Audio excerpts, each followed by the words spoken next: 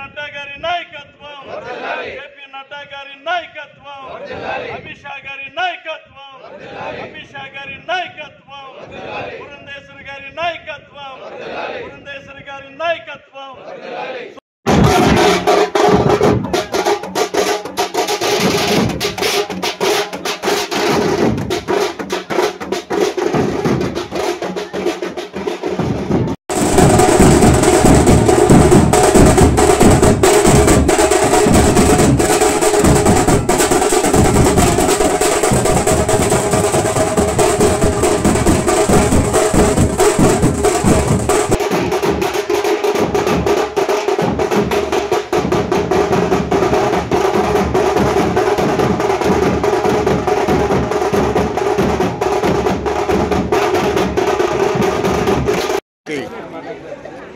Senior నాయకులు గౌరవనీయులు సోము వీర్రాజు గారు, ఆంధ్రప్రదేశ్ రాష్ట్ర భారతీయ జనతా పార్టీ మాజీ అధ్యక్షులు, ప్రస్తుత జాతీయ కార్యవర్గ సభ్యులు, 3 రోజుల క్రితం మళ్ళీ రెండో పర్యాయం భారతీయ జనతా పార్టీ సీనియర్ నాయకులుగా ఆయన గౌరవించి జాతీయ పెద్దలు మళ్ళీ ఎమ్మెల్సీగా ఇవ్వడం చాలా సంతోషం. ఆయన మొట్టమొదటిసారిగా ఎమ్మెల్సీ బాధ్యతలు చేపట్టినాక తిరుపతికి విచ్చేస్తున్నారు వెంకటేశ్వర స్వామి దర్శనార్థం. అందువల్ల రేణిగుంట ఎయిర్పోర్ట్ వద్ద భారతీయ జనతా పార్టీ నాయకులు, కార్యకర్తలు ఆయనకి ఘన స్వాగతం పలకాలని చెప్పి రావడం జరిగింది. ఆయన ఈరోజు ఇప్పుడు ఒక 10 నిమిషాల్లో వస్తున్నారు. వచ్చినాక తిరుమల దర్శనానికి వెళ్ళి రేపటి రోజు చిత్తూరు గోల్డెన్ టెంపుల్, అక్కడ నారాయణమ్మ దర్శనం అయినాక రేపు రాత్రి కాళహస్తి చేరుకొని ఎల్లుండికి అంటే 6వ తారీఖున ఏప్రిల్ 6 భారతీయ జనతా పార్టీ ఆవిర్భావ దినోత్సవం. ఈ యొక్క ఆవిర్భావ దినోత్సవానికి ముఖ్య అతిథిగా శ్రీకాళహస్తికి ఇచ్చేస్తున్నారు. శ్రీకాళహస్తిలో భారతీయ జనతా పార్టీ జెండా కమలం ఆవిష్కరించి తరువాత పట్టణ పురవీధుల గుండా ర్యాలీతో మరి యొక్క మా నాయకుల్ని, కార్యకర్తల్ని, భారతీయ జనతా పార్టీ క్యాడర్ అంతా ఉత్తేజపరిచేదాని కోసం మరి సోము వీర్రాజు గారు వస్తున్నారు. ఆయనకి స్వాగతం పలికేదానికి, ఘన స్వాగతం పలికేదానికి మా కార్యకర్తలు అందరూ కూడా వచ్చారు. కాబట్టి అదేవిధంగా మీకు మీడియా సోదరులకి, పత్రికా సోదరులకు ధన్యవాదాలు తెలియజేస్తున్నాను. ఏ వర్గానికి ద్రోహం చేసేటువంటి ఆలోచన భారతీయ జనతా పార్టీ లేదు. ఈ బిల్లు మూలంగా దేశం ఇంకా సమగ్రంగా అభివృద్ధి చెందుతుంది. అన్ని వర్గాల ప్రజలకి దీనిలో న్యాయం జరిగి దేశం అభివృద్ధిలో ఈ వక్ఫ్ బిల్లు మూలంగా ముందుకు వెళ్ళడానికి అవకాశం ఉంది.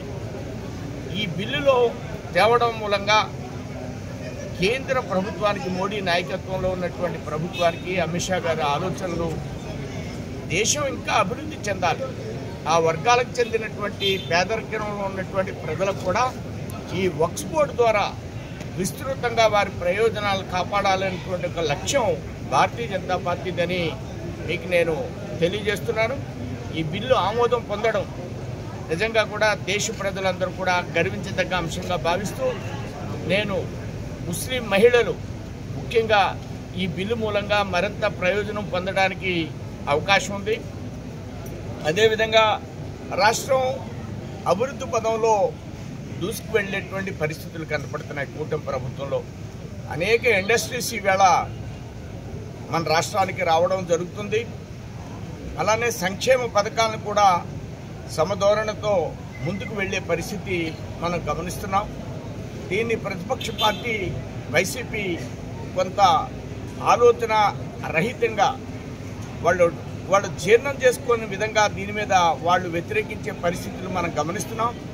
ఆంధ్రప్రదేశ్ 24-29లో ఒక స్వర్ణాంధ్రప్రదేశ్గా దేశంలోనే ఒక అత్యుత్తమైనటువంటి రాష్ట్రంగా తీర్చిదిద్దే ప్రయత్నాలు గట్టిగా జరుగుతున్నాయి. క్యాపిటల్ విషయంలో కావచ్చు, స్టీల్ ప్లాంట్ విషయంలో కావచ్చు, రైల్వే జోన్ విషయంలో కావచ్చు. మీ ప్రక్కన ఉన్న శ్రీ సిటీలో ఈ మధ్యకాలంలో అనేక పరిశ్రమలు వస్తున్నాయి. ఇప్పుడు ట్రంప్ విధించినటువంటి సుంకాల మూలంగా కొన్ని దేశాలు చాలా ఎక్కువ సుంకాలు విధించారు ఎవరైతే ట్రంప్. కానీ మనకి దాని మూలంగా అంత నష్టం జరగదు.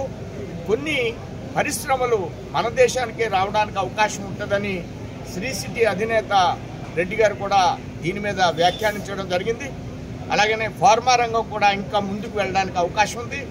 ఈ విధంగా దేశం ఇంకా ముందుకు వెళ్ళేటువంటి పరిస్థితిలో ఉందని మీ ద్వారా తెలియజేస్తూ, నేను ఎమ్మెల్సీ అయిన తర్వాత రేపు 6వ తేదీన పార్టీ పుట్టినరోజు సందర్భంగా కార్యక్రమంలో పాల్గొంటూ రేపు వెంకటేశ్వర స్వామిని అలానే శ్రీకాళహస్తులు ఈశ్వరుని దర్శించుకుని నేను రాజమండ్రి బయలుదేరుతాను. ధన్యవాదాలు. దానిలో నన్ను అడగకూడని ప్రశ్న అయితే నేను అనుకున్నాను. ఏదైనా వారు మరణించారు, అందులో రాజమండ్రిలో మరణించారు. ఆ దృష్ట్యా దీని మీద ప్రభుత్వం వివిధ కోణాల నుంచి దీని మీద దర్యాప్తు జరుగుతుంది. దీనిపైన వారి భార్య, వారి కుటుంబ సభ్యులు స్పందించారు. దీన్ని మతపరమైనటువంటి ధోరణులు ఎవరు చూడొద్దు. అలానే దీని మీద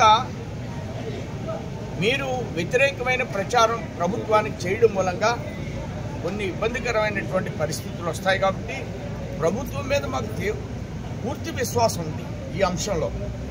ఆ విధంగా ప్రభుత్వం అడుగులు వేస్తుంది. దీని మీద వ్యతిరేకంగా సోషల్ మీడియా కానీ కొంతమంది కానీ మాట్లాడవలసినటువంటి అవసరం లేదనేటువంటి విషయాన్ని చాలా స్పష్టంగా వారి కుటుంబం తెలియజేసింది. ప్రభుత్వం సఫలీకృతం అవుతుంది. ఏం జరిగింది అనేటువంటి విషయాల్ని త్వరలోనే స్పష్టంగా బహిర్గతం కాబోతున్నాయి.